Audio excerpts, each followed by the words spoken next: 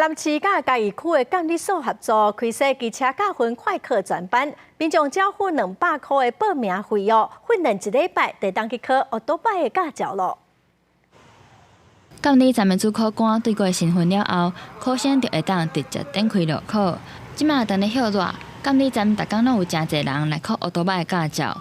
对此，台南市和嘉义区监理所合作，开全国头一个奥多拜驾训快考专班，民众付200块的报名费上训练课程，1礼拜内就会当考驾照。大家去上驾训班啊，那些意愿会比较高，这样我可能会考虑一下，如果没有急着要驾照的话，这样。经过统计有参加机车驾训班的学员，相较一般民众考照者，它的违规风险会降低59%，那肇事风险会降低36%。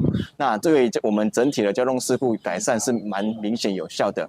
只要满18岁就会当参加，除了中央补助1300块以外，市府还会另外补助1000个人，一人1300块。民众只要付200块，就会当接受完整的训练。甲原本家己去考驾照上悬要开到3000外块比起来，是省真济。若是顺利考到奥多拜驾照，还会当得到1顶安全帽啊！提供1000名的一个报训学员中央补助的1300元。还有市府，我们这边有叠加补助1300元。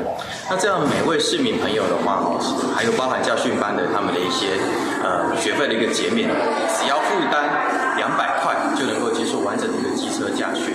根据交通部网站的数据显示，台南去年有5万人骑机车出代志，占整体交通事故的8成。分析原因发现，除了奥多拜防护性较低，多数拢是甲骑车的机卡甲观念有关系。